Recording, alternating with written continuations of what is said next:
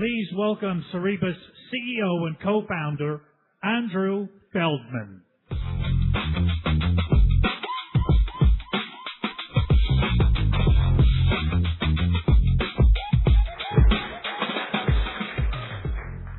Welcome, everyone. Thank you so much for coming. It is with such pride and joy we see all of you here today. And to point out that while we have years of experience in building the fastest AI, managing queues out in front of our building is new to us.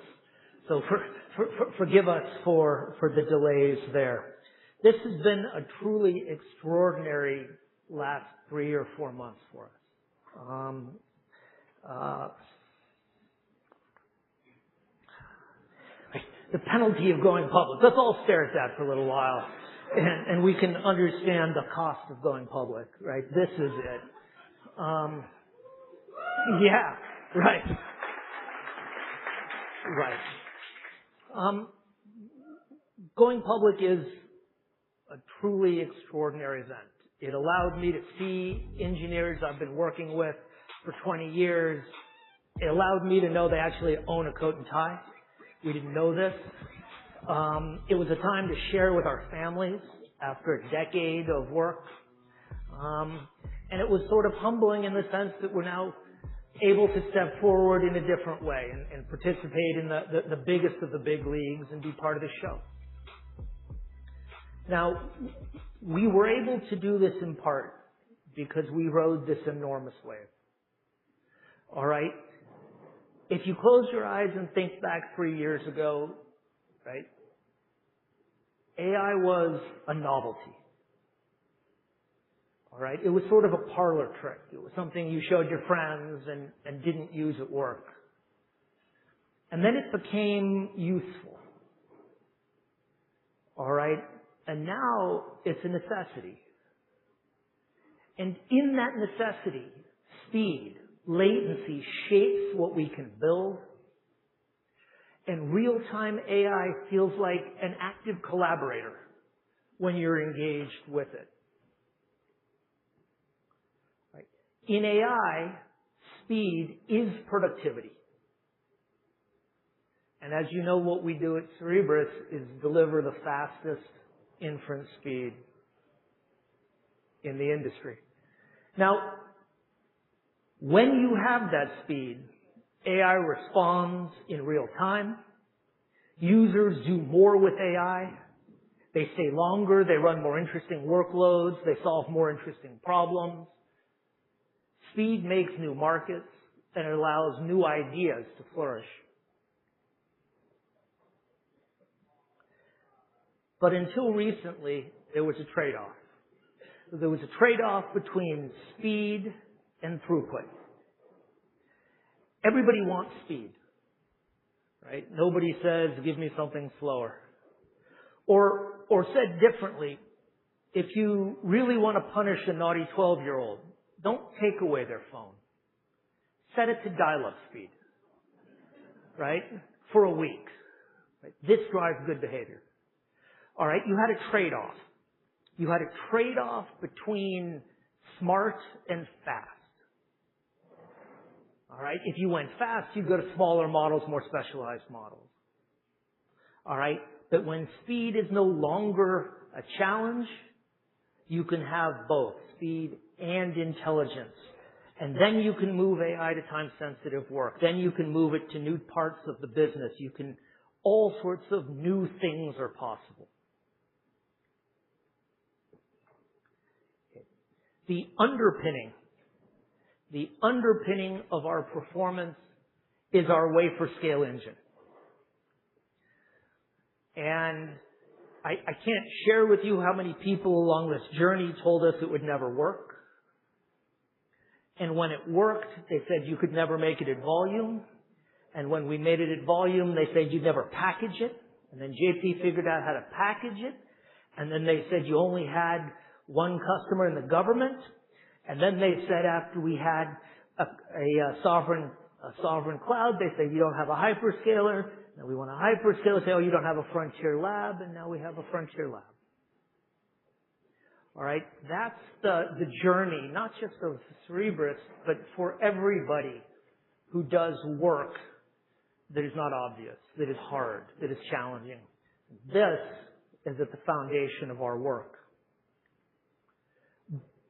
But the foundation is insufficient. All right? To deliver fast AI right now, you need a chip, you need system and rack, you need to build massive clusters, and you need software to tie it together seamlessly. And a lot of what we're going to be talking about in the next hour and a bit, all right, is how we build systems, how those systems tie together into clusters to deliver industry-leading performance and set the new bar.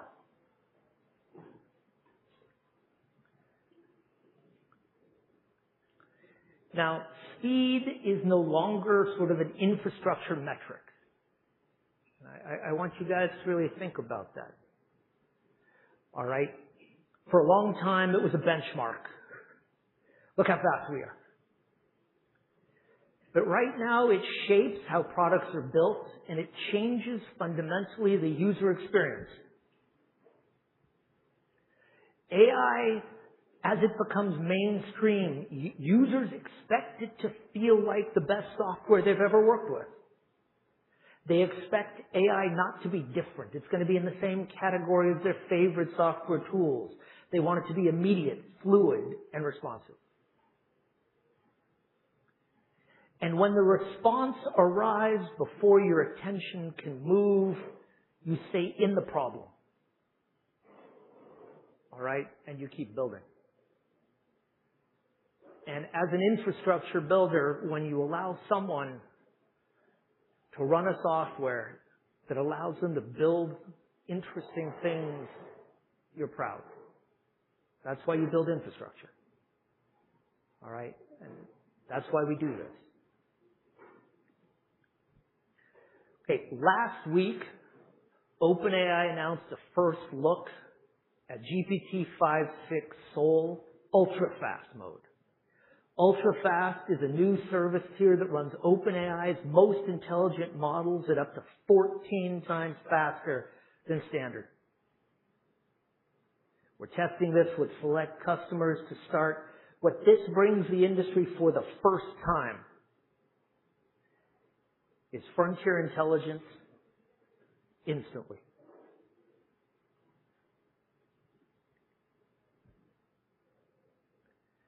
Right? 14x speed removes the speed intelligence trade-off. You can now have both. There is only one place you can get this. Frontier speed, frontier intelligence, and instantaneous speed. Customers now complete more useful work per second. Now I'm going to show you a little demo because that's what I want to do. Oh, new slide. Keep the CEO on his toes. Reorder the slide deck. This is a cool slide. On the x-axis, you have speed. And on the y-axis, you have intelligence. All right? You want to be up and to the right on both. You want to be smarter and faster. And that puts you up here. And the only thing up here is GPT-5.6 Sol ultra-fast running on Cerebras. In the entire industry, the only thing here. Now I'm going to show you a demo. What you're about to see is a speed run of a benchmark called Humanity's Last Exam. And for those of you who worked on a PhD, this will be depressing because it will be fast. This is a leading industry benchmark. Okay? And it's designed to show graduate level reasoning. And we will be on the left. There are 2,500 questions. We're going to show one to start. And then we're going to go to the entire set. Let's go.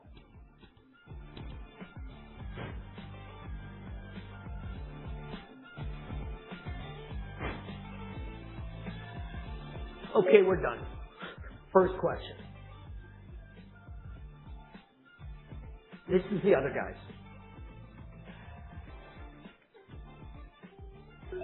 All right, now they're done. Now what we're going to do is take the entire exam.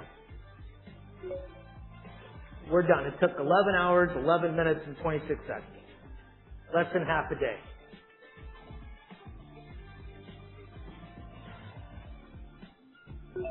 The other guys took more than 3 days.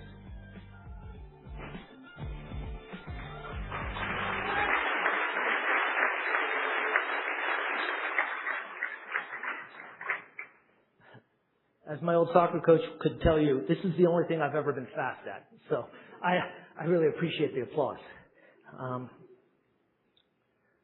Okay. What I'd like to do right now is invite on stage one of the leaders in the leading frontier lab. I'd like to invite Thibaut on stage. Thibaut is head of core products and platforms at OpenAI. And we'll go through a few questions and hear a little bit about what OpenAI is thinking around AI and ultra-fast AI. Thibaut?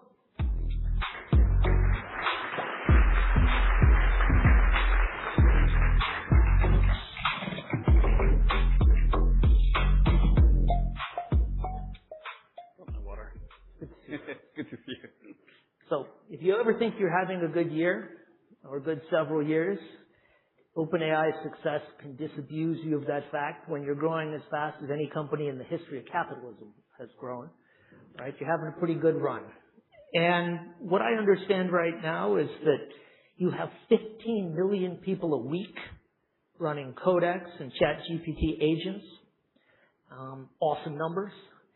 And these products have sort of made an enormous impact on us. I mean, if you walk around our lab, and I think this is true in most companies now, everybody's got a GPT screen up.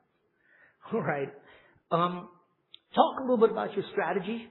Tell us a little bit about how things have been evolving and how you think of the landscape. Sure.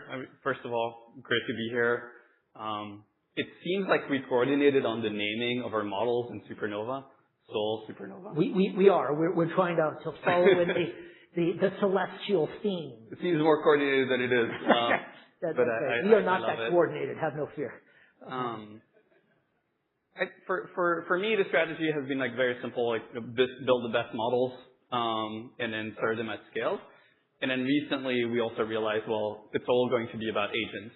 So, you've got to build like the infrastructure to have agents run at scale, run safely, have like very aligned models, and then build delightful interfaces to those agents so that they can do actual work for you.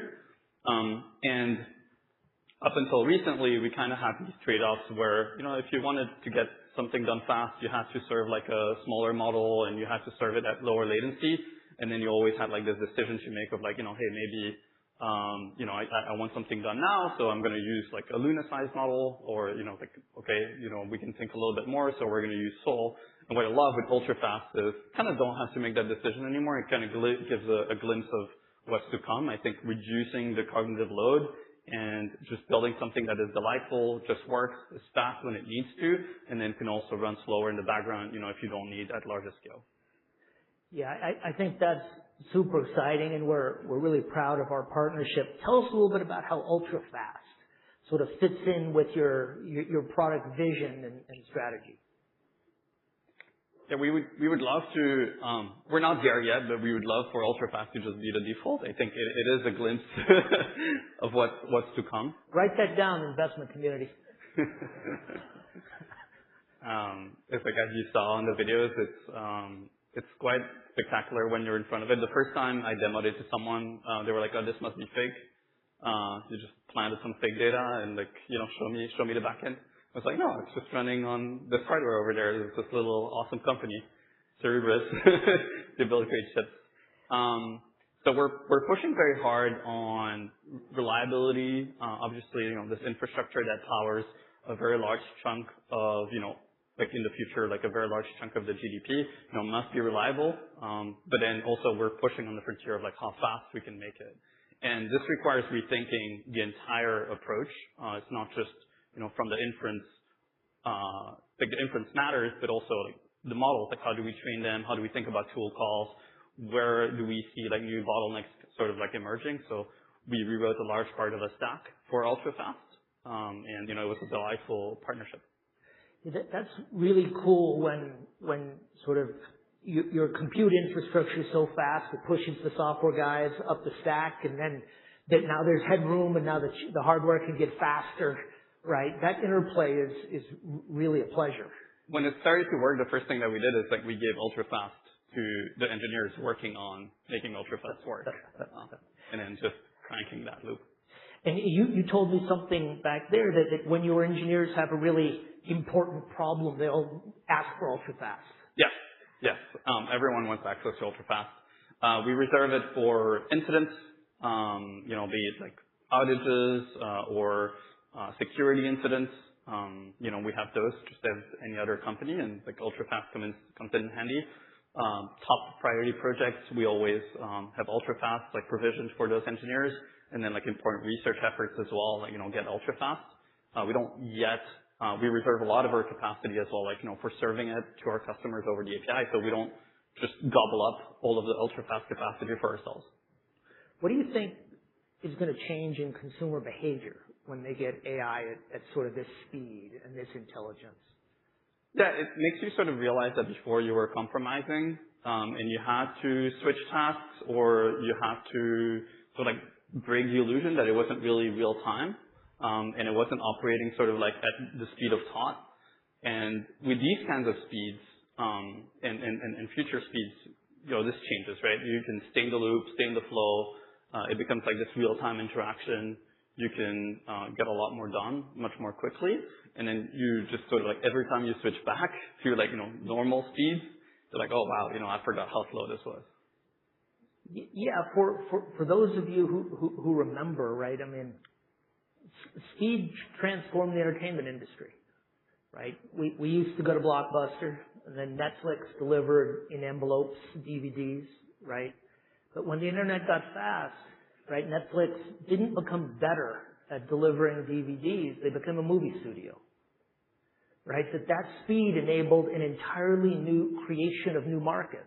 They ended up buying the movie studios, right? And I think speed, when put in the hands of entrepreneurs and developers, it allows them to create and make new things, not just be faster at the things they've been building for a while. Yeah, we're excited that it's on the API because it will enable different kinds of approaches, different types of products that we haven't yet come up with. But definitely when you're sort of like in the creation, in the flow, it feels like, okay, like now you can try something, maybe draw something and then, get like a few different proposals like in real time. You can sort of explore the space, different designs. You can implement entire variations of backends like all in real time. And it just feels like, a new world is sort of like opening up. One of the things I think OpenAI has been, one of the many things that you guys have been absolutely best in the world at is sort of imagining the scale that AI could be, right? You guys were out building Stargate when everybody thought it was laughably big, and now everybody said we need it 10 times bigger. It's too small, right? Tell us a little bit about educate us as how an organization thinks about scale in the way you guys do. I think we just have deep conviction and we had deep conviction that the models would get better. And at some point, you reach a point where you run the model on the GPU and it's providing more value than the cost of running it on the GPU. And at that point, you want to have all the capacity in the world to just like run it. And this will continue to be the case. Like we don't see a slowdown in the level of capabilities that we're able to develop with our models. And so every time we have a new generation of models, we're like, well, like the utility that we produce on the current compute that we have increases. And already vastly, outpaces like the costs. And then this is a thing that we talk about all the time, right? It's just like, can we get more capacity? Can we get more capacity? It's like the demand. They talk about it all the time. Believe him, right? The demand fast outpaces, the capacity that we have, like across our entire fleet. And I don't think there is a reason to believe that will slow down or change. All right. And last question, we're just sort of in the first few months, the first 6 or 8 months of a multi-year partnership, and we announced sort of the frontier model at speed as a first look.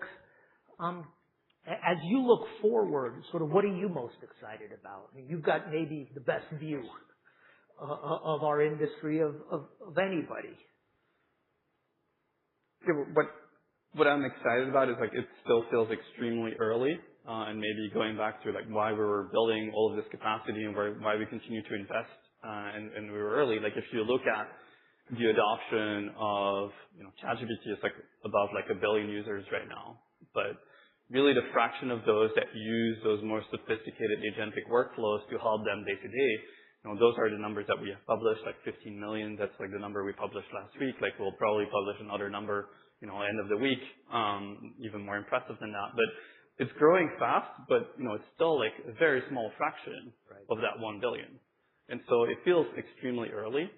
And there's sort of like this thing right now is like you use it and, if you're technical, you're kind of like used to it being clunky, but the illusion is not quite perfect yet. You don't yet have this personal AGI in your pocket that knows everything about you, your goals, your schedule for the week, like anything that is important. Your preferred, every time I try to write something, I'm just like, remember my tone of voice. It's like I have this somewhere in a file in a skill. It's like that is clunky. So all of that is going to sort of reduce in something much simpler, safer as well, and like readily understandable by everyone in the world. And then that's going to be something quite different to what we have today. What an exciting vision. Thibaut, thank you so much for the partnership and for coming on stage and sharing. Ladies and gentlemen, Thibaut.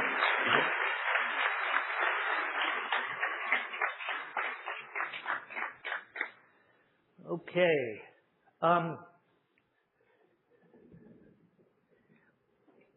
We have a little video of what customers think, both inside of OpenAI and elsewhere. Let's go. This is the first time I felt like I was genuinely cheating at my job. When our systems go down, it's like somebody hit the emergency stop on the assembly line. I'll tell it to monitor and pull that channel and essentially act as my eyes and ears to do investigation, to determine what the root cause is, to answer other people's questions as they join the channel. There's an old adage that like performance can be a feature because when something becomes fast enough, it changes behavior. What used to take 1 to 2 hours to collect the data, sort through the data, normalize the data, and add context to it, rich intelligence to help me and my team make really effective decisions. Now that happens within a 10 to 15 minute time frame. At times, it's near real time. Using ultrafast, I'm able to essentially search all of those haystacks all at the same time, which is really incredible, and do so concurrently. And now, frankly, ultrafast is fast enough that I can usually get the same quality of results without splitting my attention. Once I'm in flow and writing code, I feel like I have per unit of time, which is really the constraint, more intelligence on tap. A quick code-based refactor costs almost nothing and it happens almost instantly. And this does mean that we build and ship things quicker and we can sustain this momentum for much longer as well. Because it's so quick, it's so effective, you don't lose the quality of intelligence. We always want the most intelligence at the fastest speed. With 5.6 ultrafast, we don't have to compromise on either.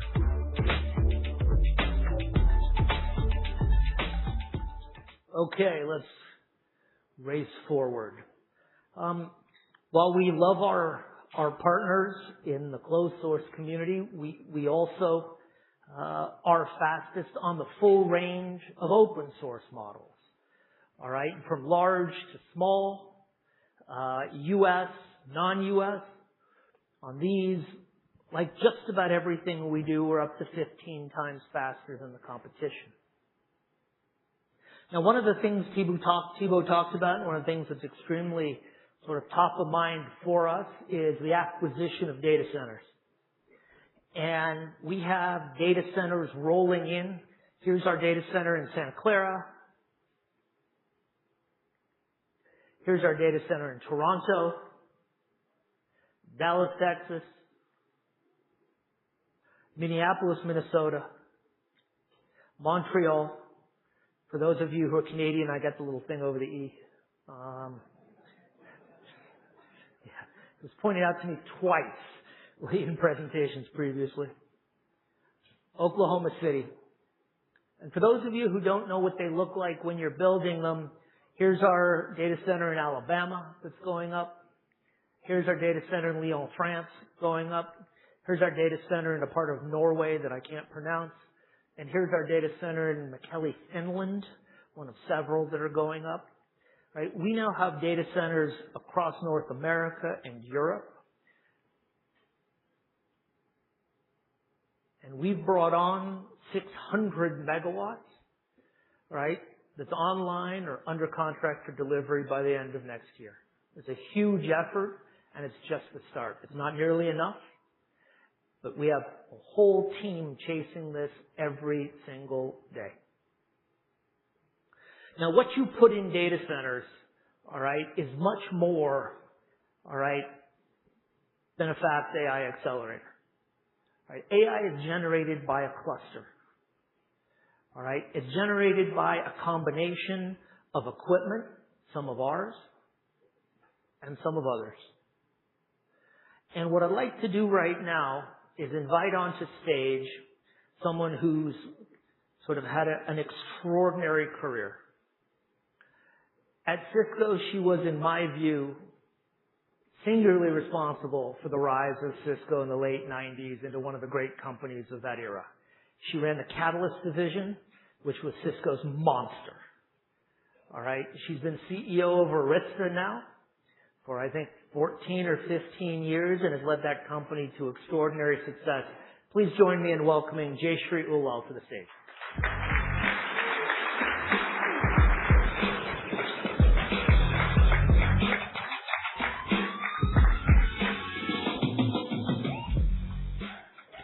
So good to see you. How you going, Jayshree? Congratulations, Well, thank Andrew. you. What a great company. What do you guys think? Cerebras? Okay. First, I began my career in networking, competing against Jayshree, and I would advise against that.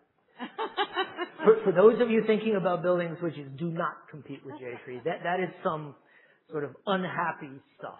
It's a lot more fun partnering. It is fun partnering. So look, one thing that's become clear as we sort of think about the AI landscape is the amount of equipment that goes into these clusters and the sort of the need for it to be coordinated and work together, that if your network or your fabric can't deliver the goods, doesn't matter how fast your accelerator is, you're going to get bitten. And so sort of as we think about that, sort of how do you see Arista sort of working with Cerebras to deliver these sort of extraordinary solutions? Absolutely. Well, first of all, I think you're only as good on the compute side as the network. Imagine if all your Cerebras stuff were idling and waiting for the network, right? So I'm hoping my network can pay for itself by making your compute much faster. We live in a world of, you talked about 600 megawatts. You're going to go to gigawatts, terawatts. We live in a world of more and more thousands of tokens. We just have to deal with trillions of parameters. But you just can't do that single-handedly, you or me. So it's really about building the best of breed stack together. And, other companies would have you believe that everything's built by one. I think the power of all of us together is far greater than each one alone. So it starts at layer one. I'm creating my own OSI model here. No, carry on. For those of us who learned the textbook that had 7 layers, the physical power and cooling and infrastructure is powerful. I heard you talk about how you're running around trying to find this because compute, power, cooling is the scarcest commodity, right? Now. And if you can get that, you grab that in any form and shape. And then, of course, there's the compute accelerators, and nobody does this better than Cerebras from an inference perspective. Of course, there's a few others we all know about that do some training, but here I'm going to focus on the inference. But to make this all hum, we've had to really think about what we do differently with AI than we did in the past with cloud. In cloud, it was easy to just say, okay, we'll just throw a bunch of capacity, do low latency, have lots of bandwidth, and deal with one set of traffic, which was cloud computing. In AI, you really have different forms of traffic. The fidelity is different. The type of traffic is different.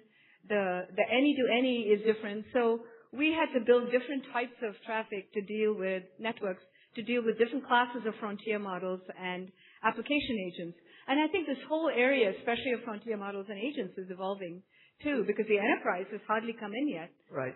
So that's I believe, true. I mean, that's a really important point, that the enterprise has been on the sideline to date. yeah, so we mostly talk about the neoclouds and the hyperscalers, et cetera. But I believe when you're here next time, you're going to be talking about a lot more agents, agentic generative AI, even going into our phones. And this is going to be powerful. And behind all of that is, of course, the importance of a network. I have no questions. Keep going. Oh, you don't? Okay. So I like, given our engineering backgrounds, I like to think in terms of X and Y and Z axes, right? And frankly, as a student, I was terrible at the third dimension. But it's important. So when we think of this and how we work with Cerebras accelerators, we think scale up. How do we connect to as many of your, I know you don't build postage stamps, you only build dinner plates, right? That's right. So as much of that to get the greatest radix, whether it's 64 or 128, how much of that can we connect until we run out of compute capacity and network capacity? And then we go from scale up to scale out. How do we connect these racks together? And this is where we come in, and I think we worked very closely together. But there's another emerging market, which is how do you distribute the compute? You're never going to get enough just to be within one surface area. And this is where you can have a multi-tenant capacity, multi-tenant engineering, where you can secure different connections of compute in a distributed fashion across distance. And this is what we call the scale across that goes across locations. Right. So that's a little tutorial in networking from me. Well, look, I think as we sort of have grown our partnership, Jayshree supported us when we weren't buying very much at all. And now we're buying a fair bit. We appreciate it. We want to say thank you. And maybe by way of final question, what do you see in the next 2 or 3 years for the networking industry and for the sort of demands placed on it by this new type of compute? Well, I think at one level, we're all going to be pushing the envelope on bandwidth and latency. Just to give you guys a perspective, we were all on 10 gigabit back when you were doing networking for 10 years, right? But now we've gone from 100 gigabit to 400. We won't tell them that you and I began building fast Ethernet switches. But the rate and pace of throughput and capacity is now every 18 months. You got to keep up with your compute and processors, right? So in the next 3 years, I fully see this going in completely wild directions of 3.2 terabits or 6.4. It's not stopping. Now, when it doesn't stop like that, you also need the physical connectivity. So the rate at which optics or cable or any kind of connections happen at good distances has to also keep up. And that's a non-trivial challenge when you go at high speeds, whether it's coherent optics or co-packaged or even co-packaged copper when you stay within a rack. Right. So I think the future of that is very significant. But there is one other thing I want to bring up, which comes back to I don't want any of your processors idling. The biggest challenge going forward will be how do you retain the availability of your compute by building a good network? In other words, suppose these compute cycles go away or they break down or somebody pulls out a cable. How do I restore and recover? And this is where, while hardware is very important, software has to really help the recovery of this. So smart system upgrade, high availability, level of automation, analytics will be super important in the future as well. Ladies and gentlemen, Jayshree. Thank you. Thank you very much. Andrew. Good to see you. Thank you so much. Okay.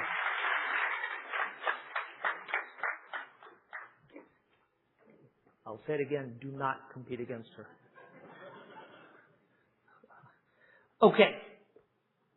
I'm going to take 5 minutes right now and show you NVIDIA's roadmap for the next 5 years. And ours. Okay? Let me explain.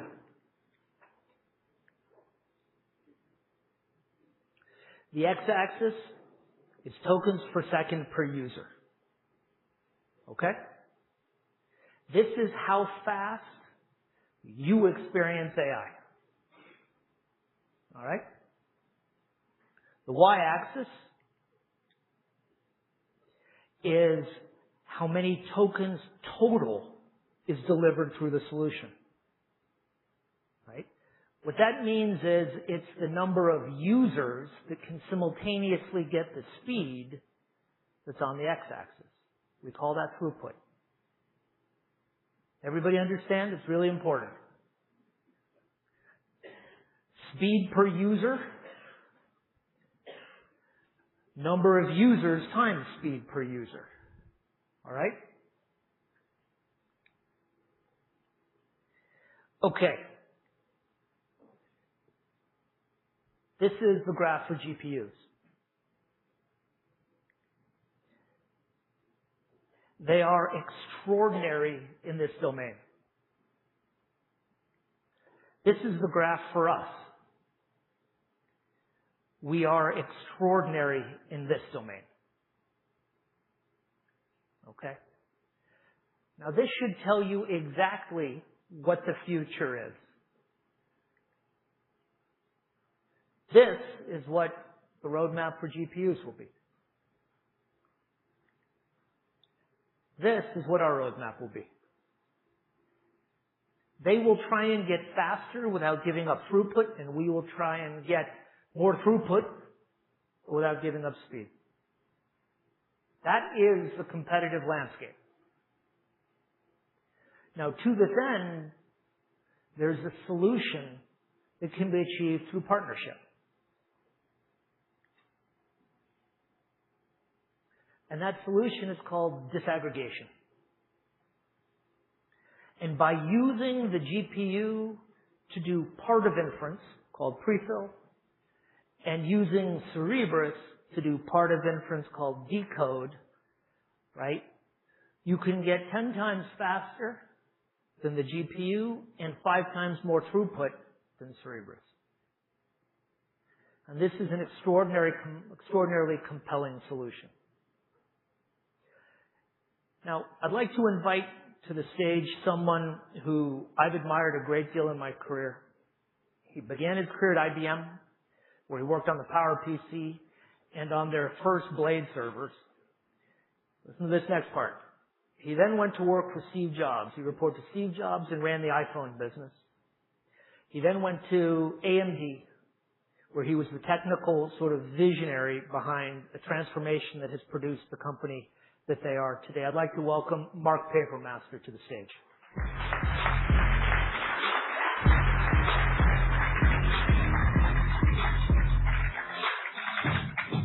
Hi, Andrew. Good to see you. Great to see you. Congratulations on this incredible event. One of the things that I forgot to say about Mark is he also is one of the true gentlemen in the industry. No, really. You should applaud that because there are not many of them. Thank you. And to you as well. Okay. Let's talk a little bit about disaggregated solutions. Why now? Why was now a good time to build disaggregated solutions? Well, Andrew, I think it's really a statement of this inflection point that we are at right now, because you think about the massive infrastructure, and you were talking a moment ago about the whole GPU build-out. It's been so dominated by training. Right. And it had to get the kind of foundational model capabilities we have. And that's what's fueling this transition right now, because with that kind of capability, people are finding boundless applications that we can run inference on and get real work done. And so, it's a huge demand for all of us in the industry to figure out, how then to accelerate inferencing, tokenomics, right, that have to be optimized, helping people get their job done. And so I think disaggregation is an innovation driven out of necessity, right? I think that's right. I think one of the things we forget was that you make AI smart. You make it with the training, right? But once it's made, once it's smart, we got to use it. And we use it with the inference. And as that sort of gets more mature, we're able to attack it with specialized solutions, with solutions in partnership. Tell me a little bit about how you think about the sort of disaggregated solution bringing together the best of both worlds. Yeah. I've got a slide here. You have a slide here. Let's see here. How we bring together sort of the best of both worlds. Well, that's what we love about this partnership. We know each other well, and when this problem really needed to be solved, it was a partnership of two solutions that are better together. So what have we been focused on at AMD? You see it with the Helios rack coming out at the end of this year. It's a throughput monster. It's a monster. Here we could show you. It's a monster. Right. So it's 72 GPU rack, super high bandwidth, and it's everything about it in terms of how the CPU, GPU, the networking is all about just incredibly efficient throughput. And so it is a perfect solution for a broad range of computing.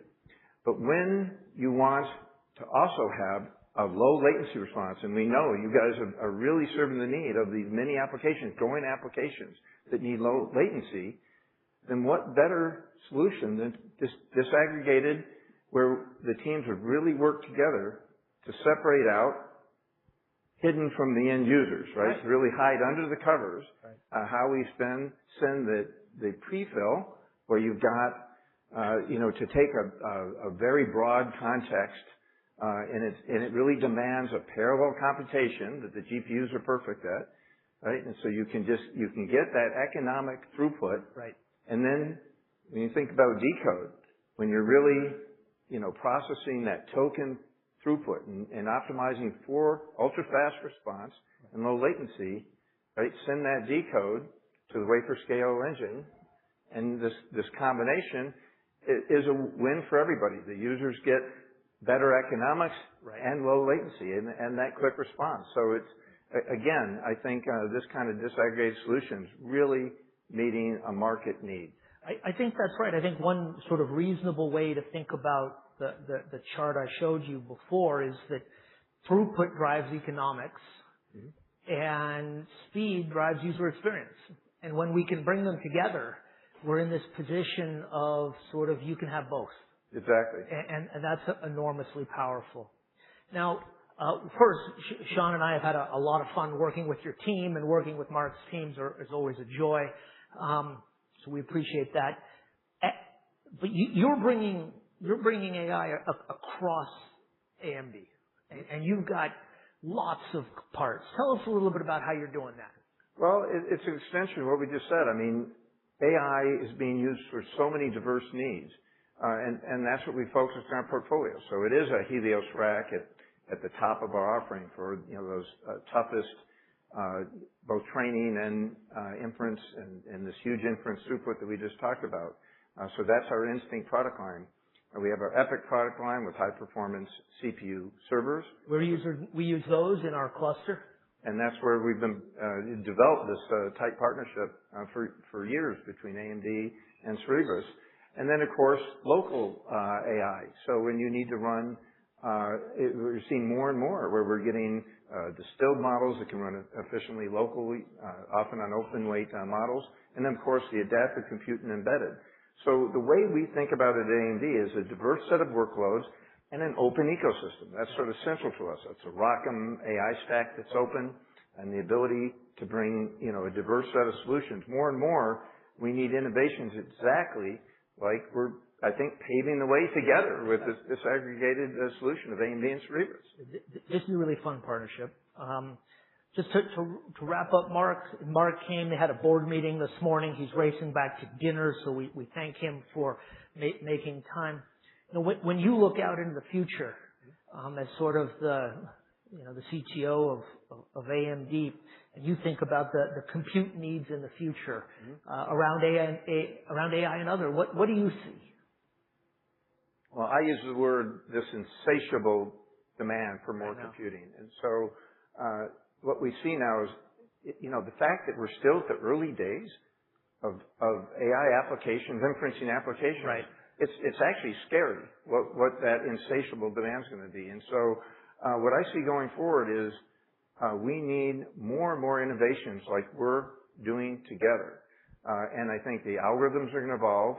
And what we're going to see is, more and more integration of diverse technologies to optimize on today's algorithms and the algorithms of tomorrow. I think that's exactly right. And what I tried to think about in sharing with you guys today was that we use AMD CPUs, right, to manage the software that runs on the cluster. We partnered with AMD to build the disaggregated solutions. We use NVIDIA. We use NVIDIA. We test on NVIDIA sometimes to see what they're doing. No, we use Arista. We use Arista to tie everything together. All right, and that's the start of a solution. Yes. Right, and then we're partnering with different software vendors, and we use both closed source and open source models at the top. That it's taking a village. Mark, I want to thank you for coming, and thank you so much. Andrew, thank you very much. Thank you. Appreciate it. Ladies and gentlemen, Mark Papermaster. Okay. Here's our roadmap for the next several years. That's it. Any questions? Right? We are going to get 4 times faster. We're going to get 20 x more throughput. All right? This is what we're going to be doing. Our speed will double every year. And in the second half of next year, we'll be at 20x the throughput we are today. Now, to tell you a little bit about how this is going to work, you're going to hear from a collection of different people over the next little while. Sean's going to talk a little bit. Jessica's going to talk about. We've got some very interesting things for you. But I did want to leave you with this, that this is where we're going as a company. All right? Better user experience, better economics. All right? That's what we're focused on. Okay, and with that, I'm going to hand things over to Jessica, and we'll go to the next stage. Thank you so much, everybody. Please welcome Cerebras SVP of Product, Jessica Liu.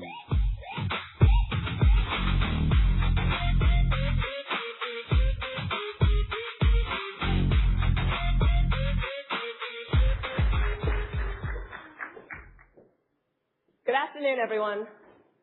Now, Andrew's just shared our trajectory to double raw performance every year for the next several years. So now what we're going to do is take all of that speed and accelerate the hell out of AI agents. So in the last year, we've already seen Cerebras Speed transform all kinds of interactive AI applications. It made AI search instant. It kept developers in the flow while coding. And it made AI voice conversations feel natural. And now, with AI agents, we are capable of even more complex tasks. Because instead of just giving an agent a question, you can actually give it a goal and trust that it's going to figure out its way to succeeding in the goal you've given it. The agent can autonomously make a plan, call models, call tools, and it can revise this plan in a loop over and over again until it achieves the outcome that you want. So it is actually this thinking and this iteration that makes agents so capable. But now underneath the hood, each one of those dozens of calls incurs a latency cost. So then the smarter your agent, the better your outcome. But the smarter your agent, the longer it also takes for you to get to a result. And now what if you want something faster? Well, historically, when you want something faster, you would just use a smaller model. And then you can get to your real-time interactive voice agent, and it just means that sometimes Siri's not going to do what you want. So in a given time budget on GPUs, you always have to choose. You can either use a faster, dumber model, or you can use a smarter, slower one. It's not a great trade-off to make, but importantly, it's also a false trade-off. Because with Cerebras, you can do both. You can have a smart and fast agent. And this is why inference speed is so important to agents. Because when you can run the whole system 15 times faster, you don't end up with a latency debt. You actually get latency credit. You have extra time to spend on using a smarter model, on more loops. Even while the overall system ends up still running faster, you can do both. So now let's look at a couple of examples. Agents today can already show great outcomes on GPUs. Harvey's legal benchmark completed a whole set of common client tasks in just 22 minutes. OpenAI used Codex to completely build a design tool from scratch in 25 hours. And Cursor ran hundreds of parallel agents and was able to build an entire web browser in under a week. So those are some really impressive results. But it's still kind of a long time. Anytime you're spending tens of minutes, tens of hours, or multiple days for something, it is a long time before you get to your response. And so think about how much more you could do if you could achieve these same outcomes in 2 minutes, or 2 hours, or a single workday. If your agents could do all these tasks 15 times more quickly, you could do 15 times as many tasks in the same amount of time. You could serve 15 times as many clients.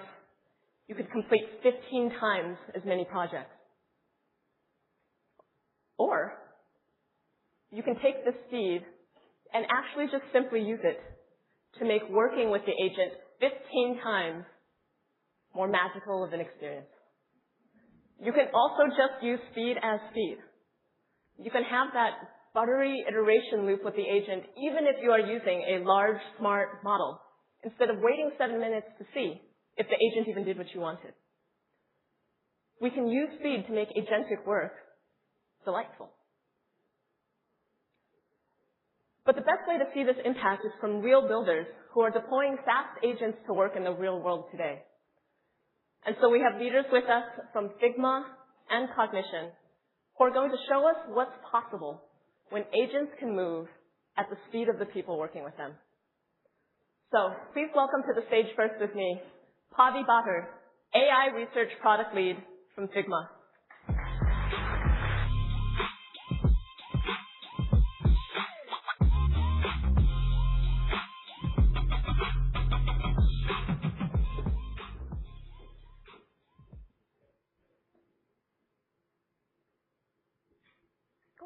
Thanks, Jessica. You're going to hear fast inference a lot today. I want to spend the next 8 minutes talking about why it matters for a problem space AI hasn't quite mastered yet. One that pushes on agents in ways code and reasoning don't. Design. Hi, everyone. My name is Pavi, and I lead products for Figma's AI research team. In May of this year, we shipped Figma's design agent, an agent that knows your canvas, knows Figma, and works right alongside of you. Let's meet the agent.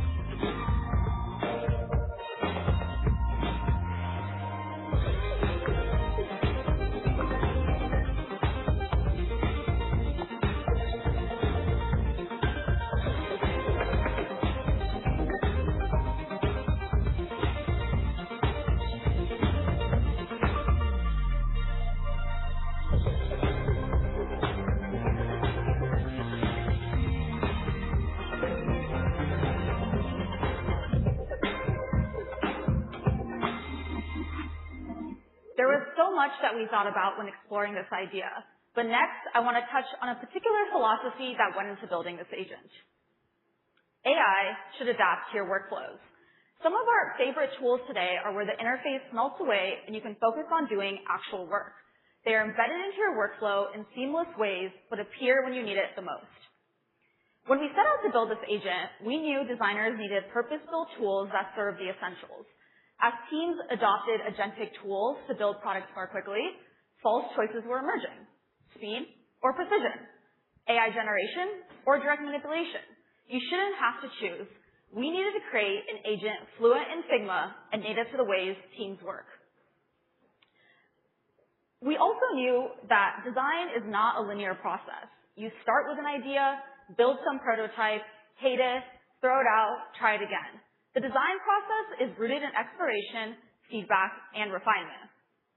And we have built this brilliant multiplayer canvas that supports the messy middle of a very messy process. That's our product. But many of our AI tools today have started shifting that experience. Designers are used to getting an open canvas with lots of exploration, getting divergent ideas very quickly. But AI tools today focus on helping you get the highest fidelity functionality and really zero in on a singular idea. Designers are used to collaborating and riffing out in the open together. But the AI tools have created silos where the work is stuck on one person's computer and it's hard to share ideas really quickly, riff, and be inspired by one another. And so, we at Figma don't think it should be one way or another. There is room for all of it at different times, and that is exactly what we wanted to build. An AI collaborator that can help you when you need it and is embedded into your workflows. Unlike the MCP server, the agent lives directly on the multiplayer canvas. No separate setup or context switching required. All right, let's dive into the technical details. The bar for a design agent is fundamentally different than most coding agents. If I ask a coding agent to write a function, there's a right answer. It compiles or it doesn't. It passes unit tests or it doesn't. If I ask a design agent to make this feel more premium, there is no compile step. There is no unit test. The answer is right when a designer looks and says, yeah, that's what I meant. When evaluating design, it's also subjective. What looks good varies by viewer, brand, and audience. Second, it's multidimensional. A design can have the perfect alignment, but terrible color contrast, or brilliant typography in the wrong hierarchy. Third, it's task-dependent. A social media post and a pitch deck have different quality bars. And lastly, it's contextual. The same design can be great for one audience and wrong for another. Design quality resists reduction to a single metric. It's a bundle of competing signals, and the challenge is turning that bundle of soft judgments into something we can measure and hill climb in our research team. Also, as I mentioned, design not being a non-verifiable domain, it also has no ground truth, and the ground keeps changing. What's great in design today might not be great tomorrow, and that's exactly what makes this such a difficult area for our research team to work on. So, we decided to help solve this problem by building our own model. Specifically, a model fine-tuned for editing Figma files. That meant making Figma itself legible to model in ways that aren't possible with third-party tools, with deep context of your designs, your team standards, and your best practices. This model helps power our agent. Which brings me to why Figma is uniquely positioned to build our own in-house custom model. While foundational models are getting better every day, they often still lack the ability to judge design quality in a reliable way. They might still have biases towards certain stylistic patterns, and we can build a specialized model just for design. Second, we have the corpus. Off-the-shelf models tend to also want to generate the average of their weights, so need to be steered. We have the data and context that allows for this to happen. For the past decade, Figma has watched billions of designs get built layer by layer as the world's designers work at their craft in our products. And lastly, we have the canvas. One of our beta users put it perfectly, and I quote, "I'm just happy that the agent is in an environment I know and love versus having to go somewhere else with MCPs and figure out how to link it together." And last but not least, with inference hardware from Cerebras, speed can become our strategy. We can build an agent in your canvas that is cheaper, faster, specialized for the ways designers actually work. So why exactly is speed so important for agentic design? Firstly, design agents are call-heavy. Earlier, I talked about how design is a messy, complicated process. The messy squiggle wasn't just a metaphor for human design. It's also the architecture of the agent. Slow inference forces the agent to flatten that process into generation instead of designing. Fast inference lets the agent preserve the loop, and those loops are where design quality comes from. Second, you can do more in less time with fast inference. Design is full of tedious work. None really hard on your own, but together they can eat at the day.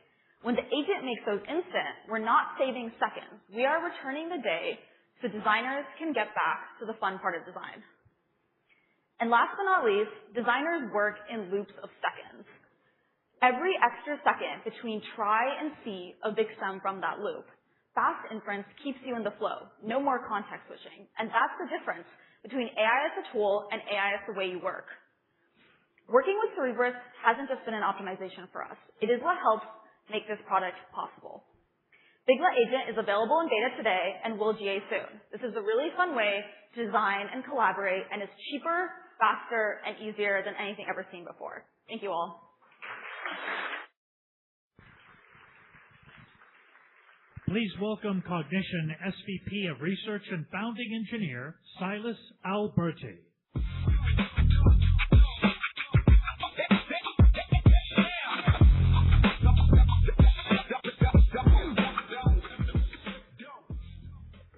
Hey, what's up? I'm Silas, and I'm super excited to be here. And I'm going to talk to you a little bit about how Cognition and Cerebras have collaborated on building super fast coding agents. And also, I'm going to highlight some of our research that powers this behind the scenes. First of all, Devon. Do you remember Devon? We have these billboards in the city. This is Devon, our product suite, and we're mainly known for Devon Cloud, which in 2024 was the world's first software engineering agent. And especially the last 6 months, people have gotten really on the cloud agent train and like running hundreds of agents in parallel, agents for hours at a time. But we have way more than that.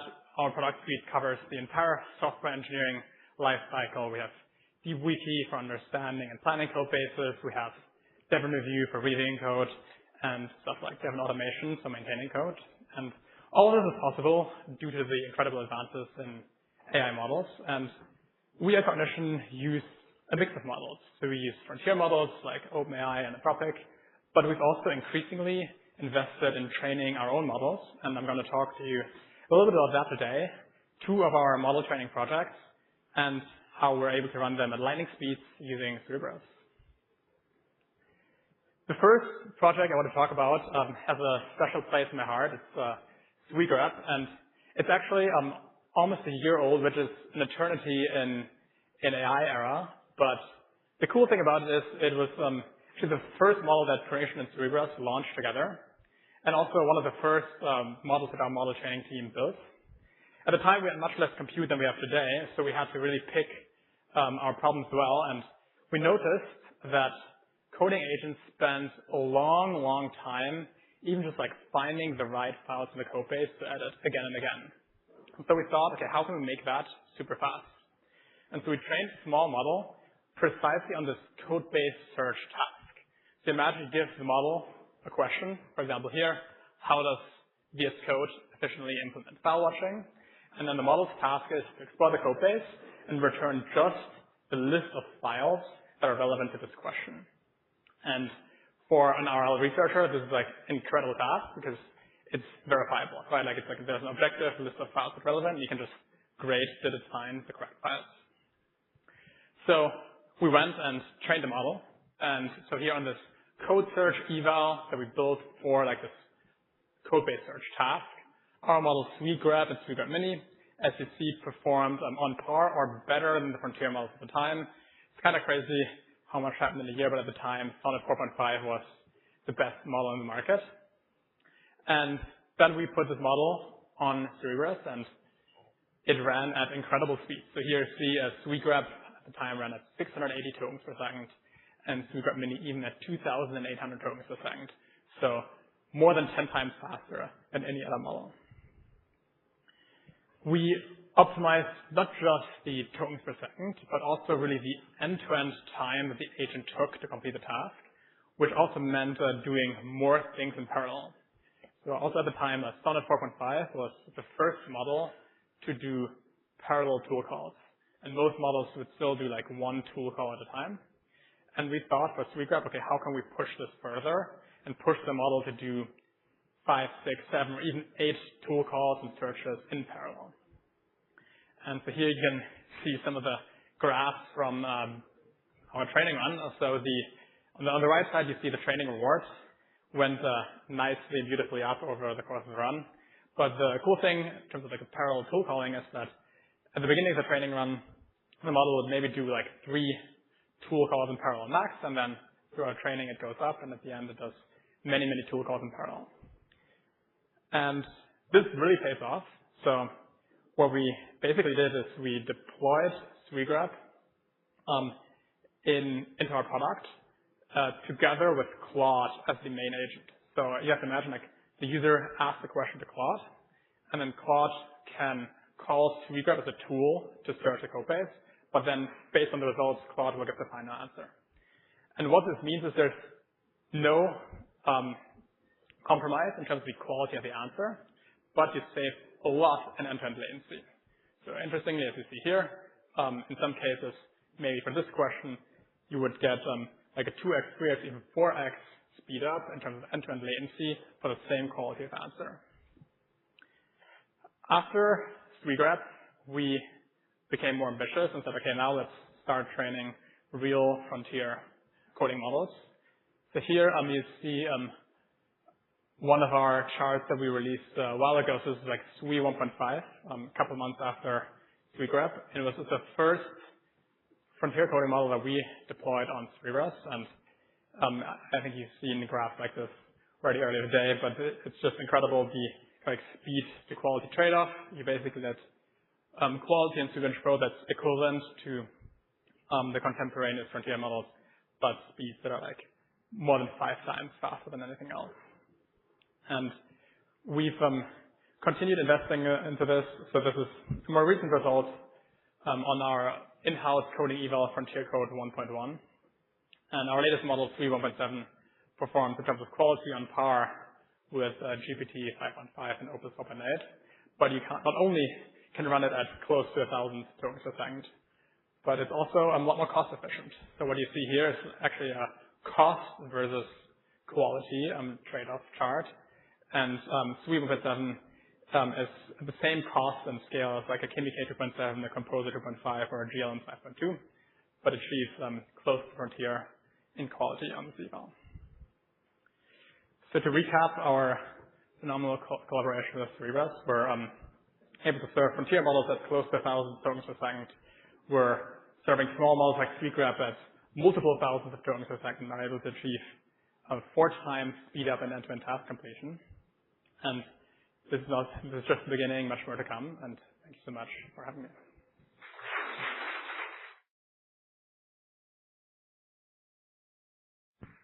Please welcome Cerebras SVP of Product, Angela Young.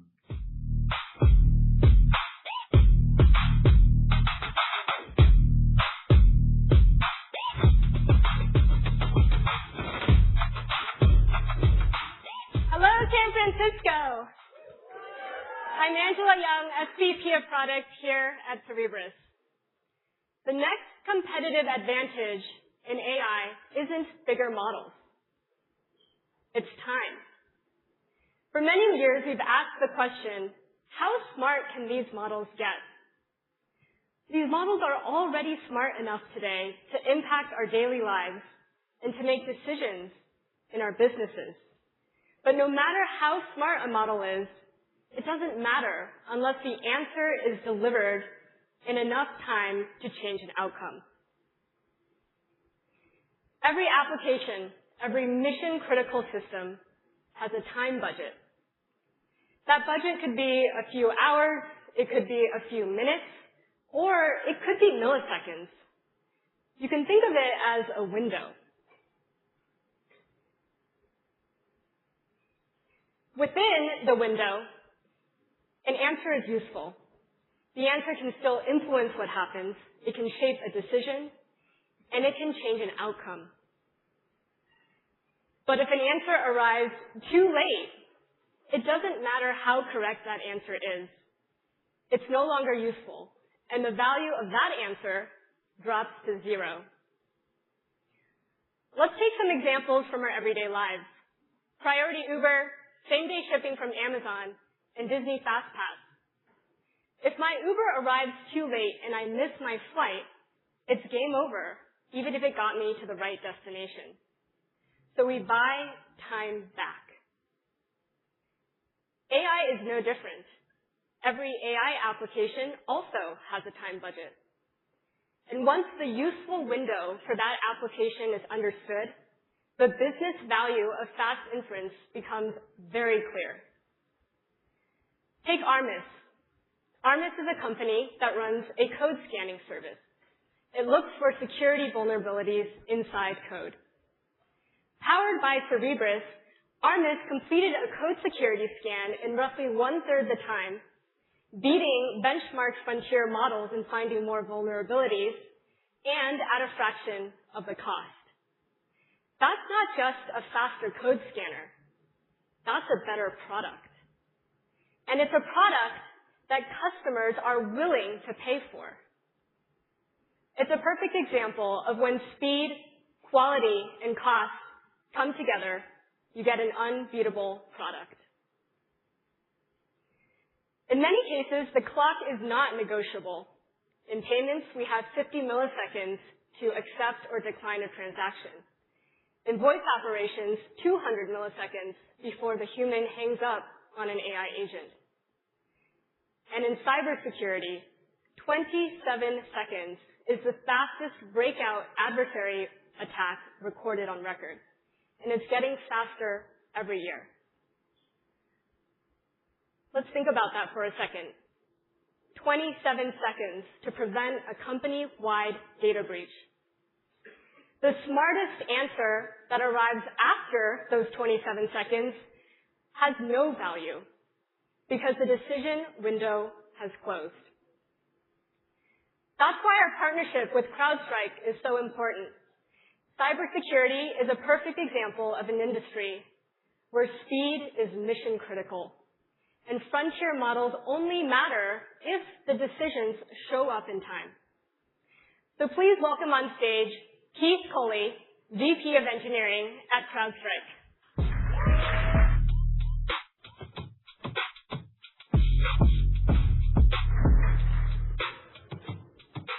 Thank you, Angela. Great to be here. Excited to talk about the partnership. So, unifying security and AI. To tell you about the partnership, I really have to go back about 17 years. So bear with me, grab a drink, relax. It really starts with the founding of CrowdStrike, and that was actually on a plane. So 17 years ago, our CEO and founder, George Kurtz, is on an airplane. He just took over the role of CTO of a very large computer security company. And he sees another passenger turn on their laptop. And they go into something known as a mandatory boot scan. And if you're too young to remember that, it was awful. It was a 15-minute process that you had to wait as your computer scanned every single file before you were allowed to do anything. So he notices that and says, well, this isn't going to work for very long. People are going to come. This is prime for disruption. And that led to the birth of CrowdStrike. So a couple years later, George creates CrowdStrike. In our industry, time is measured in milliseconds. Your success and failure can be between milliseconds.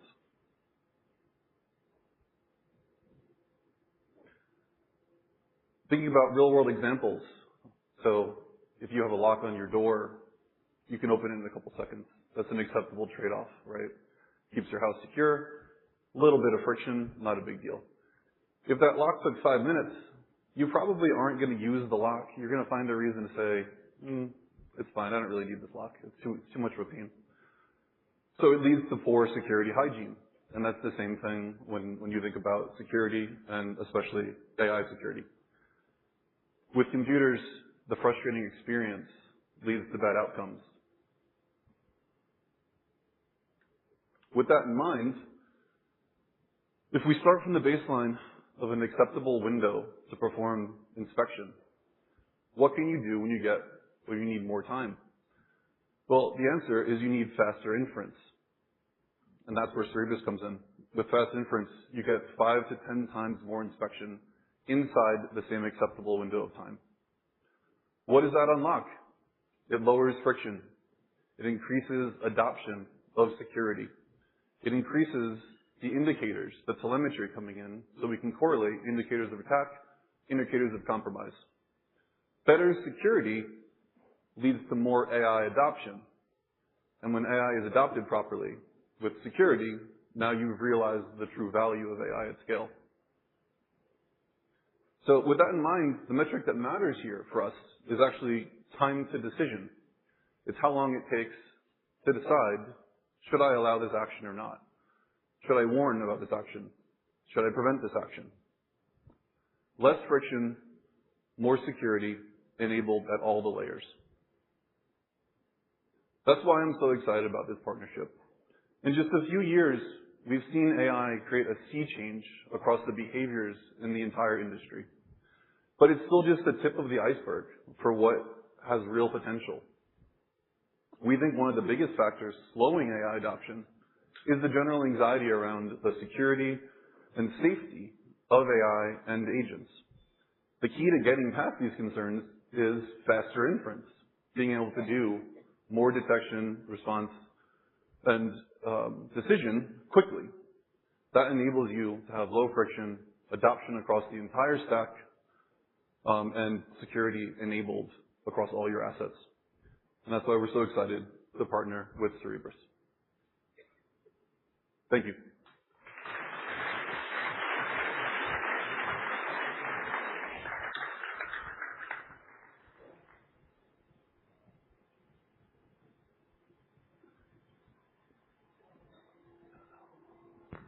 Please welcome Cerebras CTO and co-founder, Sean Lee.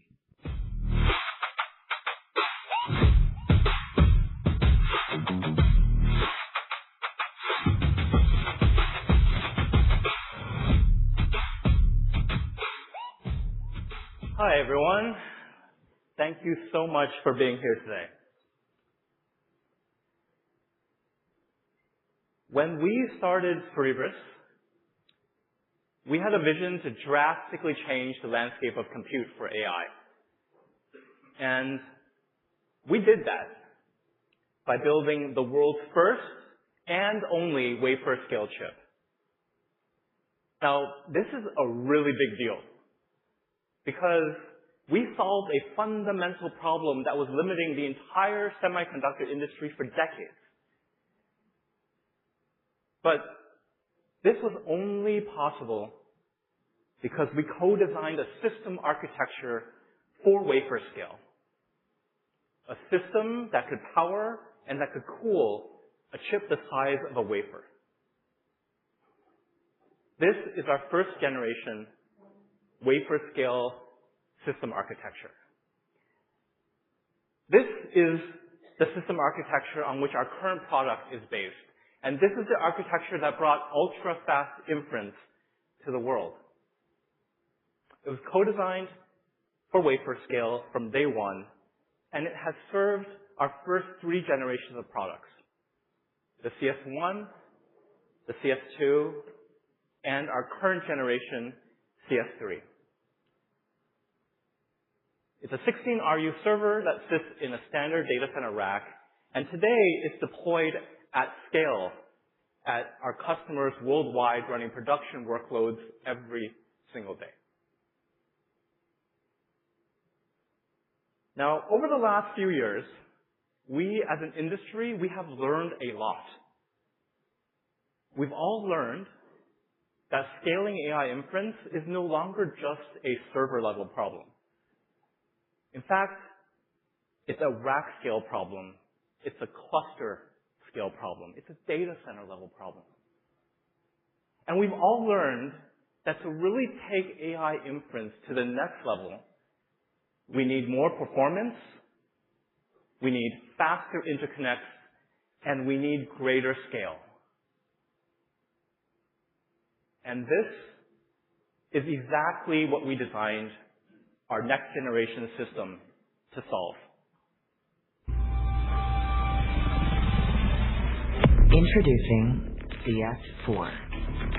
Faster, simpler, and more powerful than any previous system. One power rack. 3 compact backpacks with a wafer-scale engine in each one. Adaptable to diverse data center environments. Architected to support future generations of wafer-scale compute. Optimized for automated manufacturing and deployment at scale. A revolutionary system built to deploy the fastest AI across hyperscale data centers, powering the next generation of ultra-fast inference. This is CS4.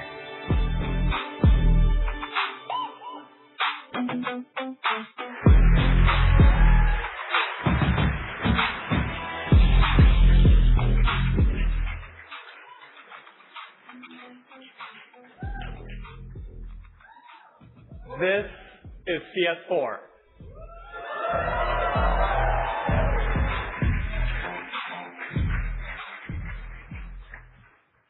The CS4 is our next generation system that will push the frontier of ultra-fast inference to the next level.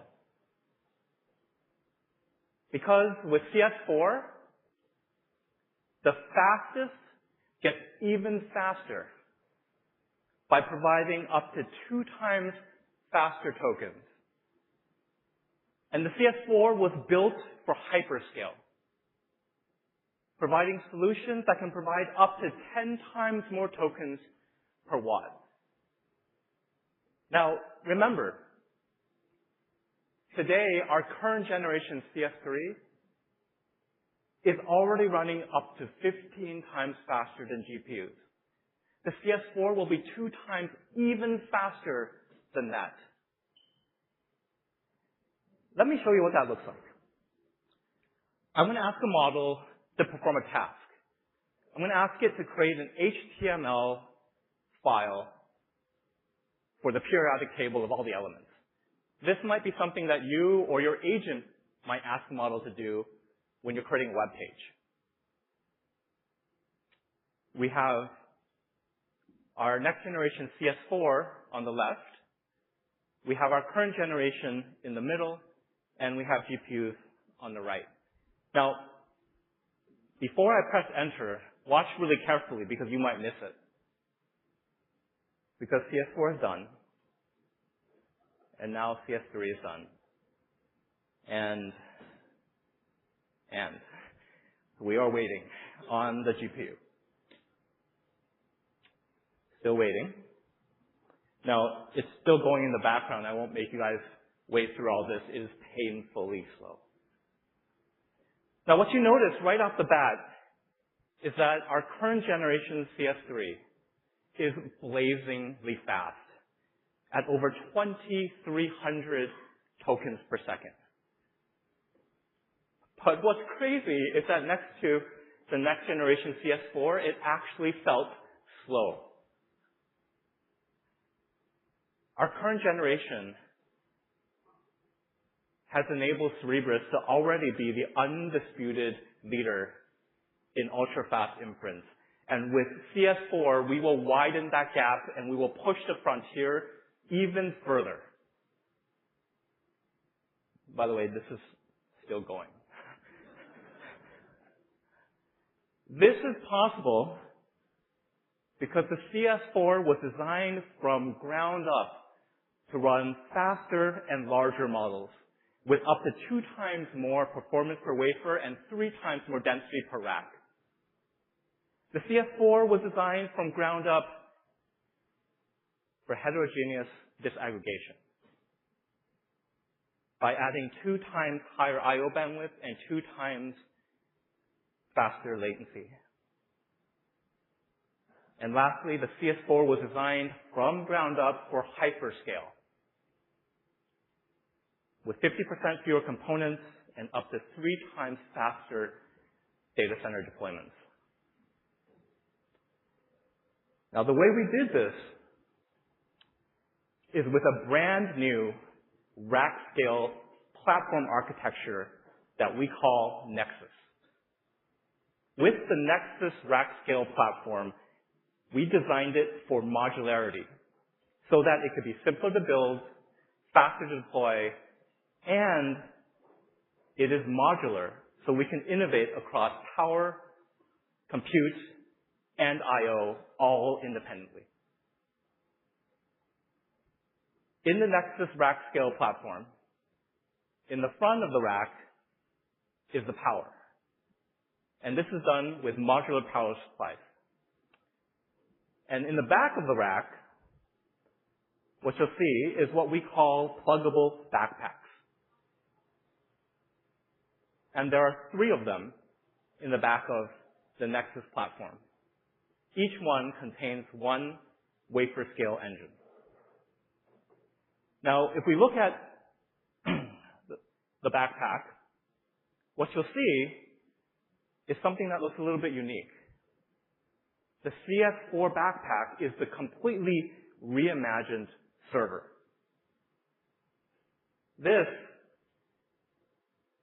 is now the fastest AI server in the world.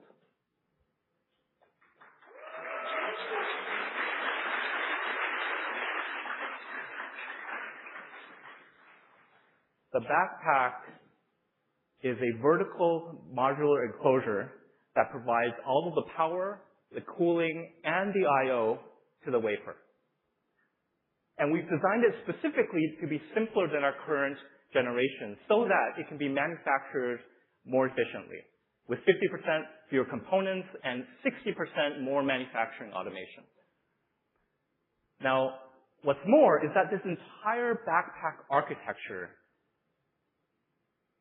was conceived for more rapid data center deployment. Because we can deploy the front of the rack, all of the power supplies up front in the data center, and then we can just drop in the pluggable backpacks on site. This allows up to 3 times faster data center deployments, bringing deployment times down from days to hours. Now, let's zoom into the backpack. I love this picture. This is where the wafer-scale magic happens. Because inside the CS4 backpack, we have a brand new wafer package that has a brand new direct vertical power delivery system that provides 2 times more power and 2 times more cooling to the wafer. Additionally, we also have a brand new wafer I/O module that has 2 times more I/O bandwidth and 2 times faster latency. And it was designed to be modular to support future upgrades as networking standards evolve.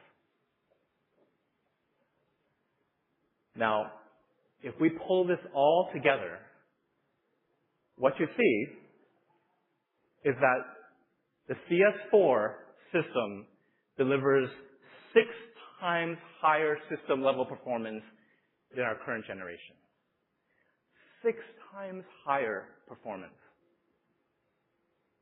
Now, this is possible because the CS4 is the first system to use our faster wafer-scale engine called the WSC3 Turbo. And the CS4 is the first system to integrate 3 wafers into a single system. With these wafers, the CS4 has 6 times more memory bandwidth, 6 times more compute, 6 times more fabric bandwidth, 6 times more I/O bandwidth at half the latency. All of it enabled with a brand new system architecture.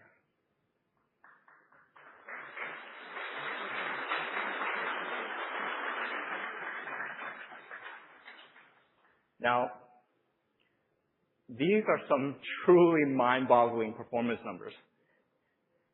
But In inference, the number that matters the most is memory bandwidth. And the WSE3 turbo chip in the CS4 system, each wafer, each chip has 43 petabytes per second of memory bandwidth. That's 2,000 times more memory bandwidth than Rubin. 2,000 times more memory bandwidth than NVIDIA's next generation GPU. Now, the reason why this matters is because in inference, all of the model weights need to be read from memory over and over for every single output. And on GPUs, the weights are stored off-chip. They're stored in a separate memory device called HBM. And they need to traverse this very thin and narrow memory bus to reach the compute. Now, Cerebras, on the other hand, because our chip is so massive, we can fit all the model weights in the on-chip memory. And we can pair it with a ton of compute. And by doing so, we completely remove the memory bandwidth bottleneck. Now, in the GPU world, they try really hard to work around this memory bandwidth limitation. And the way they do that is they take the model and they try to distribute it across multiple chips. They take the model experts and they distribute it across multiple GPUs using many forms of parallelism. Tensor parallelism, expert parallelism, all in an attempt to aggregate the memory bandwidth from multiple chips by accessing them in parallel. But that is super complicated. And it has a tremendous amount of performance overhead because there's so much complicated communication between all of these chips. Because in the end, it's just one problem that needs to be brought back together.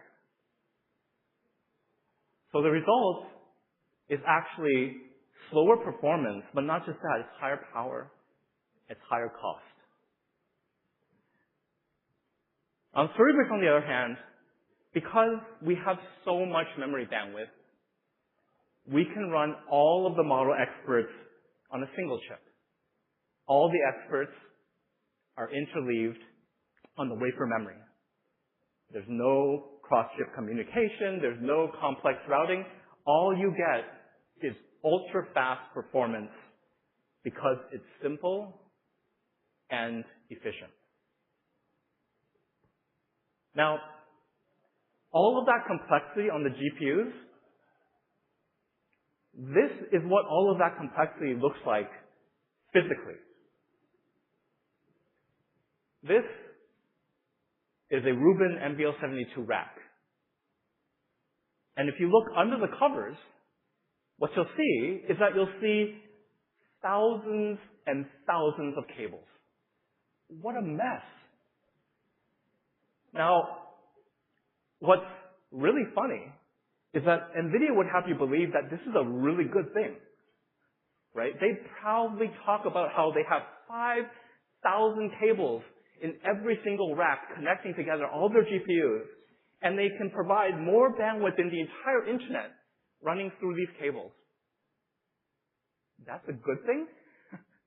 Really? I mean, how much do these cables cost in terms of performance overhead, in terms of power, in terms of actual dollar cost, in terms of reliability of communication? On Cerebras, all of the communication in that cable set is done on the wafer. All of the communication is done with no cables because it's all on chip.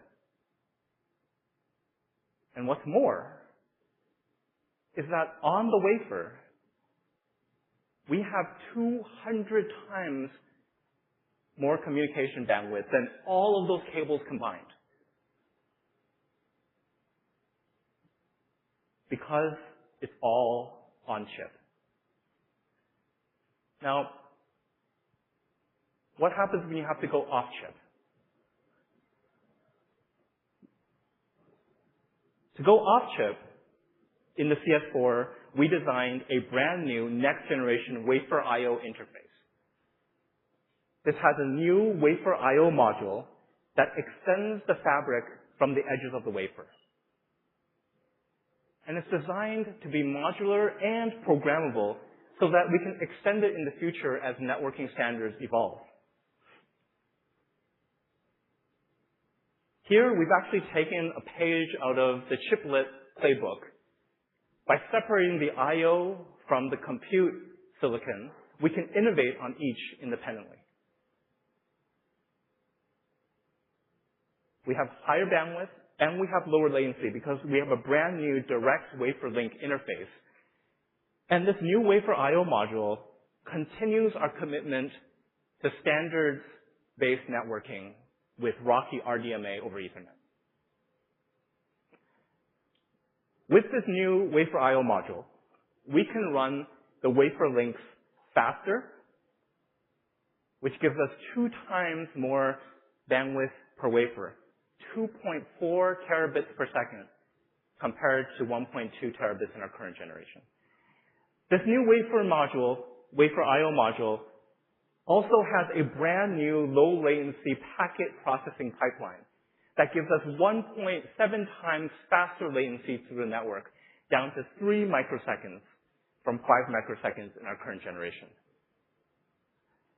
And lastly, the new wafer I/O module has brand new direct wafer links, which lets us connect wafers directly to one another, bypassing the traditional network. This improves wafer-to-wafer latency by 2.5x and brings the latency down to a mere 2 microseconds. Now, why is all this important? To understand why the wafer I/O performance is important, we need to look at how it's used to run large models across multiple wafers. So, to do that, let me first start with our current generation CS3. Today, our current generation in production CS3 already runs the largest frontier models, and it runs it really fast. GPT-5.6 Sol, as an example, today already runs on our current generation CS3 at ultra-fast speeds. GPT-5.6 Sol is OpenAI's leading, largest, most intelligent model, already running on our current generation. Now, how do we do that? It's actually pretty simple. We do this by mapping the model as a pipeline onto the wafers. And this mapping is very natural because it maps to the model architecture directly, making it seamless and fast because we can keep all of the high communication bandwidth on the wafer where we have all of that memory bandwidth, where we have all of that fabric bandwidth. And we're only transmitting activations between wafers.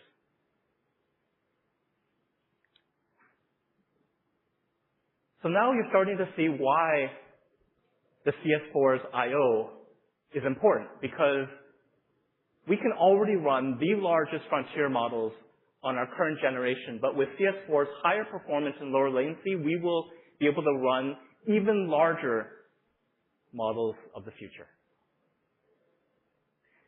Here's a graph that shows the wafer-to-wafer I/O latency versus the model size. On the x-axis is the model size in trillions of parameters. And on the y-axis is the total I/O latency across that entire wafer pipeline, all added up, all combined. And this line is the CS3. And this is CS4. 2.5 times faster with 2.5 times lower latency because of the new I/O module. And what you can see is that even 10 trillion parameter models have a mere 0.2 milliseconds of I/O latency aggregate across the entire pipeline of wafers. 0.2 milliseconds. That's just a fraction of a millisecond. And recall that if the entire round trip latency is 1 millisecond, that equals 1,000 tokens per second of generation performance. So what this means is that even 10 trillion parameter models can run at 1,000 tokens per second, and the I/O is not the bottleneck. Now what's more is that all of these numbers don't even include speculative decode. So this will push even higher performance numbers. This means that with CS4's advanced I/O, we will enable sub-millisecond latency, or more than 1,000 tokens per second, on frontier models with 10 trillion parameters or even more in the future. All because of our optimized wafer-to-wafer I/O latency. Now, I/O is important beyond just wafer-to-wafer I/O communication. In fact, we designed CS4 so that it can connect to other hardware infrastructures. We designed CS4 for disaggregated inference.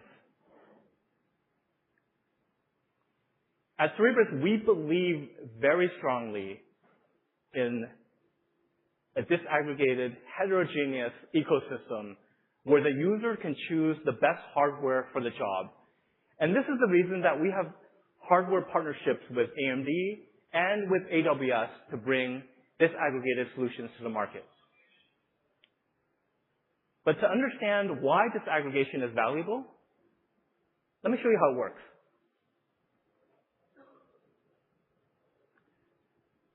Inference has two parts. The first is called prefill. This is when the model is processing the user's inputs. And the second part is called decode. This is when the model is generating the output. Now, what's actually happening under the covers is that during prefill, the model is processing all of those inputs, and it's trying to make sense of it by creating an internal representation of what it all means. We call this the context. Now, this context is really, really important because the context is what is used during decode to generate output. Because during decode, the model takes that context and generates output, one token at a time. And while it's generating output one token at a time, it's extending that context until the end of the output. So now, if we step back a little bit and we look at what's actually happening in each of these phases, you can see that their properties are very different. First of all, during prefill, since the model knows all of the input up front, it can process all of those tokens in parallel.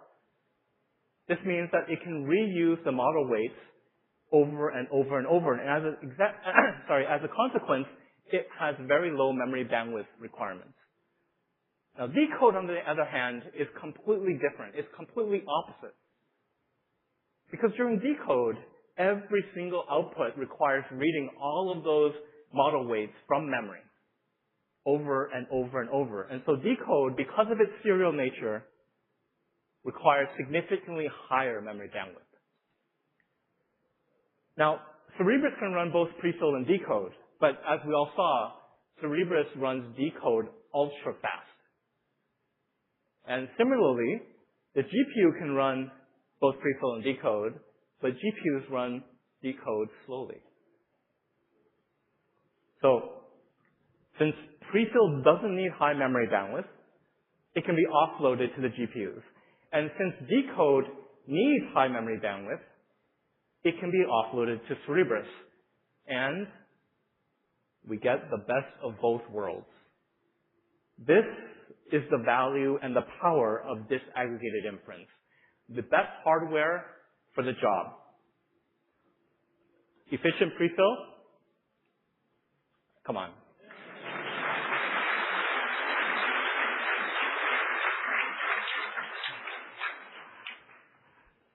Efficient prefill on GPUs and the fastest decode on Cerebras. But remember that context. That context that was generated by the prefill but is used by decode.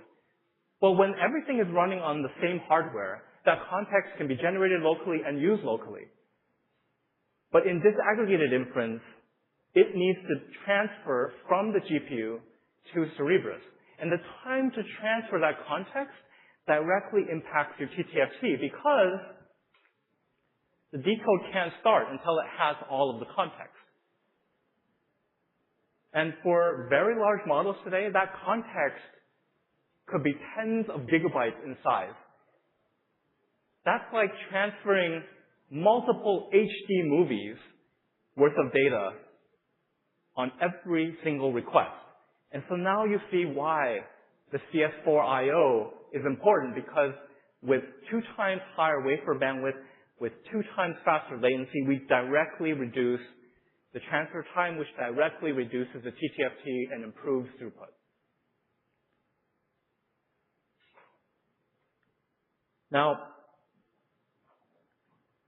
what I just explained is a very common form of disaggregation called prefill decode disaggregation. But it turns out there's many other forms of disaggregation. For example, attention FFN disaggregation. And there's many other forms that are being invented every single day.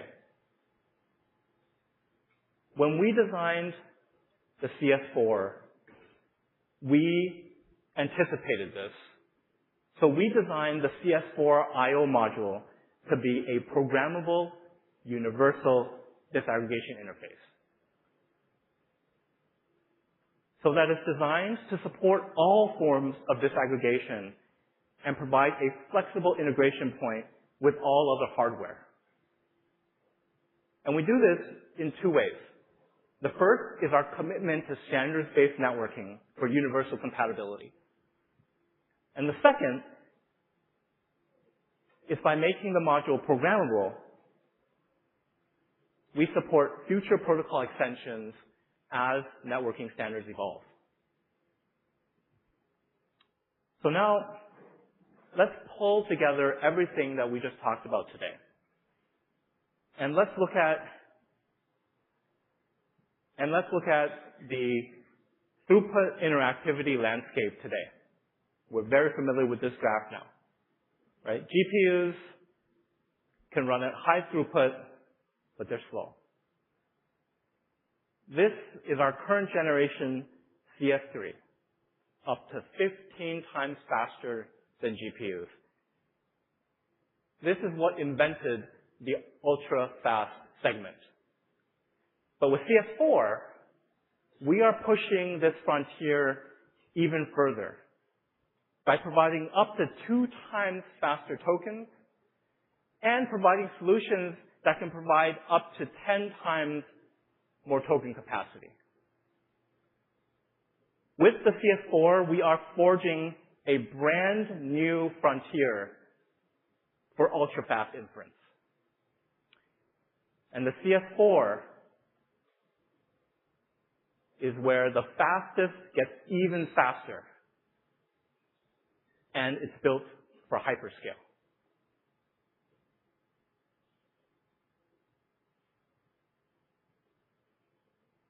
Now,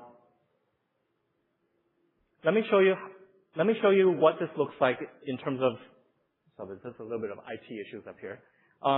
Let me show you what's going on here across multiple different models. This is our production performance today across many different models. Small models like Gemma, to medium-sized models like GLM and Kimi, all the way to the largest, most intelligent frontier models like GPT-5.6 Sol. Now, this is the CS3 performance today with our current generation products. where we are already up to 15 times faster than GPUs. This is CS4,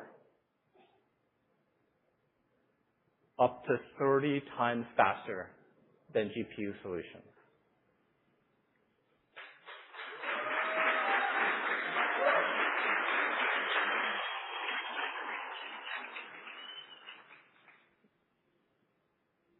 This level of performance is transformative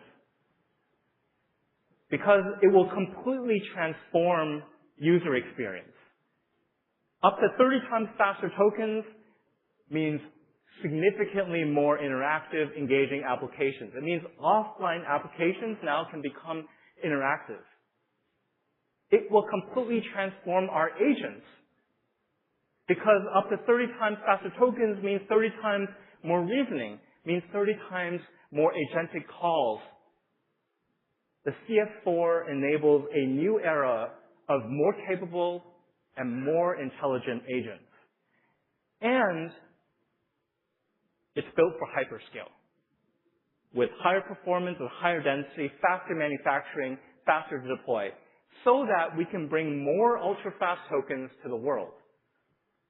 Because with less power per token, it means you can get more tokens per data center. With less cost per token, you can get more profitable data centers.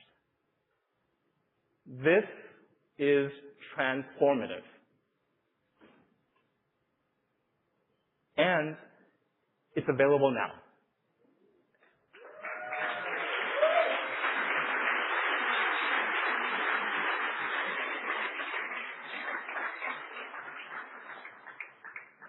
The Cerebras next generation CS4 is in early access right now and will be generally available later this quarter. But we're not done yet, because we designed the Nexus Rack-Scale platform architecture from day one for multiple generations of products, from CS4 to CS5 and CS6. This is enabled by the modular design that allows us to independently innovate on power, compute, and I/O rapidly. This is what enabled us to co-design the system architecture with our next Wafer-Scale engine, which will be in the CS5 in 2027. Our brand new Nexus Rack-Scale platform architecture is the foundation of our roadmap commitment for 2 times more speed every single year. And this Rack-Scale platform architecture is the foundation for our roadmap commitment to provide solutions with up to 20 times higher throughput by 2027.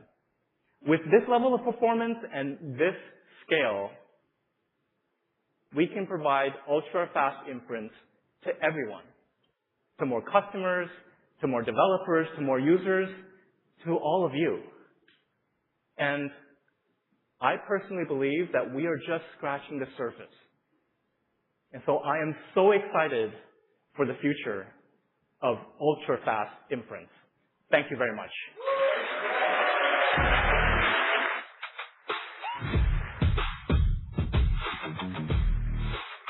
Please welcome Cerebras Chief Marketing Officer, Julie Shin Choi.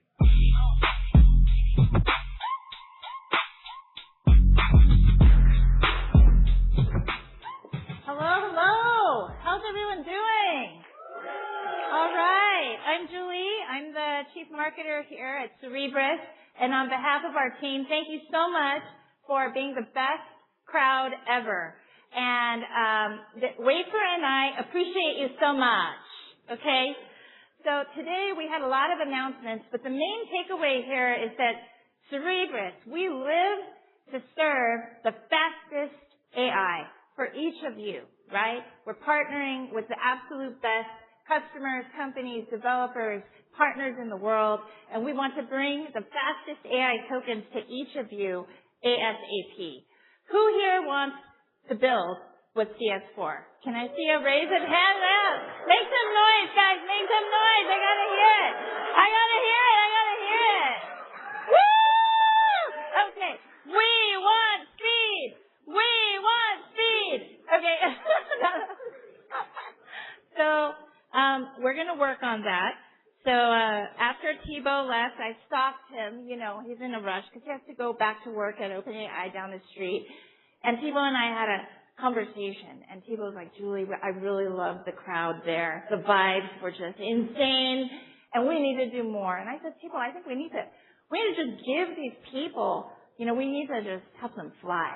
So we're going to work on ways to open up more and more of this amazing frontier level speed for all of you. And folks that came to Supernova, will be sending you special ways to get on early access lists and just keep us honest. All right? Okay, a little bit of logistics. After this, no more talking. This room is going to be turned into a party space. So the midway is very famous. This is known for good sound system, and the floor here is known for, dancing. So we have some amazing musical talent coming this evening. So we'll come back here at 7:30 to listen to DJs, including Lucy Guo, an amazing technical founder and very talented musician. And then, so everyone exit here after I leave this stage, go through those doors, and then we have plenty of demos from DeepMind, Cognition, CrowdStrike, AMD, like OpenAI, us, everyone. So we have demos. Go check those out, get some food, and then go to Cafe Compute and make a new friend. Okay, Cerebras is here to answer all your questions about fast inference, so don't be a stranger. All right, let's have some fun. I'll see you back in here at 7:30.